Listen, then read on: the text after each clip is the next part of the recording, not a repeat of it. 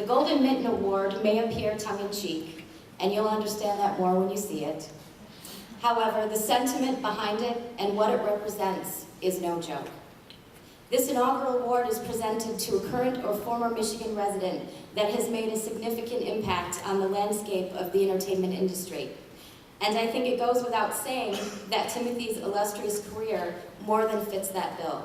It is my extreme privilege, and on behalf of the Blue Water Film Festival, I'd like to tell Mr. Busfield that you make us very proud to be from Michigan. The Golden Mitten Award to Mr. Timothy Busfield.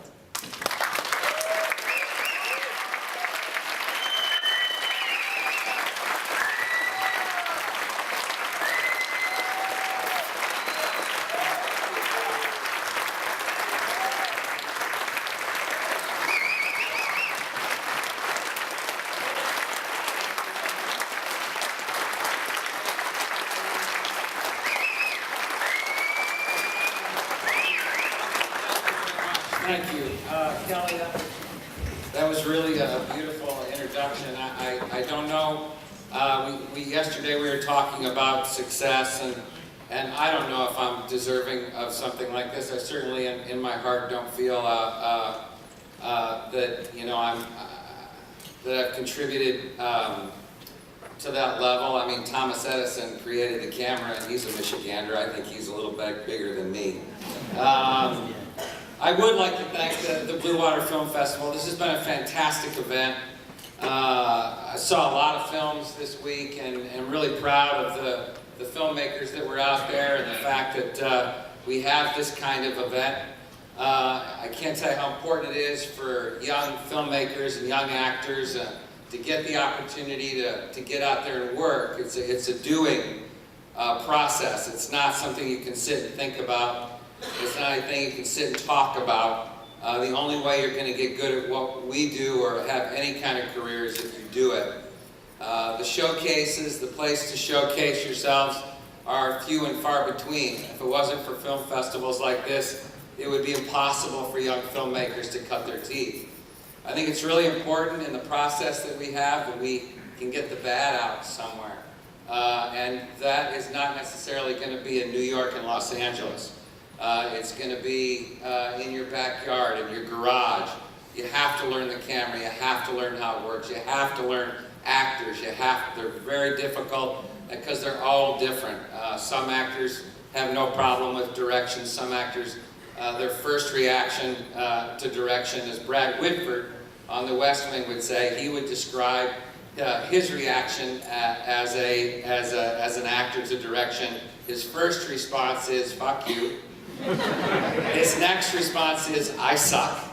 And the last response is, "What do you want?" And that's Brad. A lot of actors are going to say, "Tell me anything you want," and you have to have an opportunity to grow and learn before you get out there into the spotlight. Last night at Mimesis, one of the fantastic things that I experienced was the rocking crowd was fantastic, but the support of the Michigan players in it by their friends and family that were in the house. And the screaming and yelling of support to the actors that were here and seeing themselves on film, some of them maybe for the first time, some of them still maybe not with enough experience that they weren't scared to death. And I would like to say how important that is to me. In the back row, I think they're still in the back row, are friends and family of mine who have been supportive of me all the way. They're my only true friends. They've been friends of mine. We travel across the country. We golf together. I don't think that I could be up here picking anything if it wasn't for their support. None of them told me I couldn't do it along the way when it was decided this is what I want.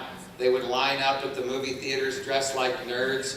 They go to Stripes, they lined up, and they all went in there with family of mine. And, I just can't thank friends enough, and that meant a lot to me. Most especially, and I would just like to touch on the importance of support for the young filmmakers that are out there, and that's where it starts, and for the family and the families of those filmmakers, and how important it is that you support an artist and a young artist in their desire to to express themselves, whether it's theater or film or TV. Barbara Bennington is in the back.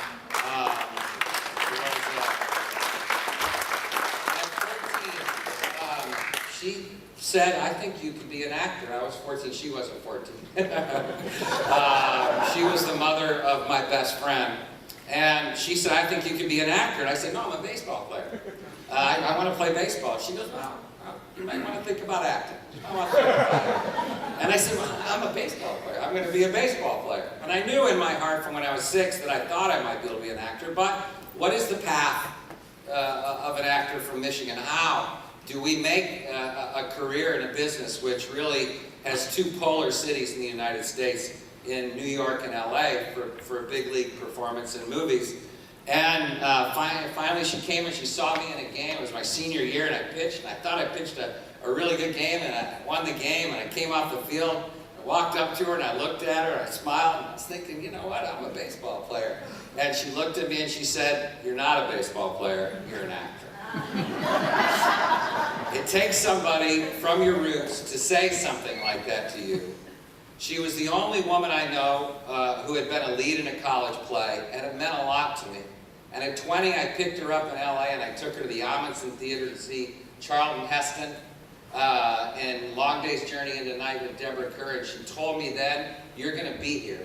You're going to make this. You're going to be here. And within 4 years, I was at the Amundsen Theater with the original company, Bright Beach Memoirs. I was at the Music Center twice in those first 4 years of becoming an actor. And I couldn't have done it without her support. When we see young filmmakers out there that want to do this, it's so important that we support them. It's so important that we're patient with them. We can't have end results in the front of our minds. You can't be thinking, where's my kid? Why isn't he making it? I haven't seen him on TV yet. There's a process. It's very much like sports to me. Being a bad baseball player, I still understood the minor league system.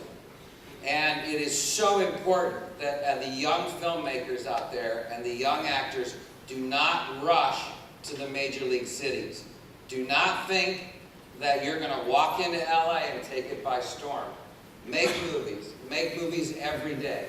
My path was East Tennessee State, Vermont with a children's theater, Louisville, Kentucky, back to Vermont, back to Louisville, Kentucky, back up to the Long Wharf in Connecticut, and then I made my move into New York.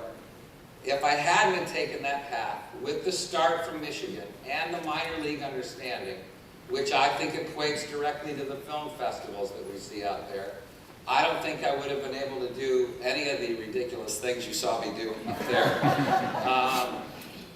It's the process, like Kelly said, there's a lot of no to it.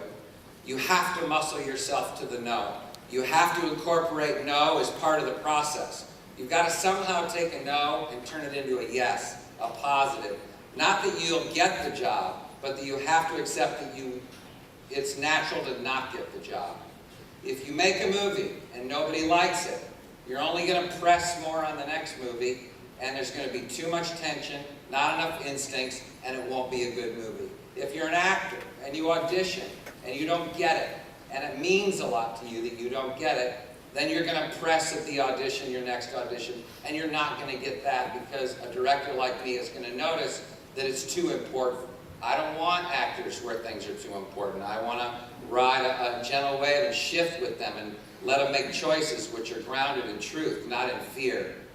These film festivals that we have going on, and this film festival in particular is important to me because this is my home state, because this is a minor league system in the major league world of filmmaking and a place for everybody to get experience. The importance of experience is everything. The focus on experience is everything. And the ability to accept failure is mandatory. So don't quit. And Sid Haig last night, yesterday, said the best thing, and I think, was it Winston Churchill? I think it was Winston Churchill that delivered a speech, and the speech was, don't quit. to all the filmmakers that are here, to all the actors that are here, to all the writers that are here, to everybody aspiring to be in this business, don't quit. Thank you very much.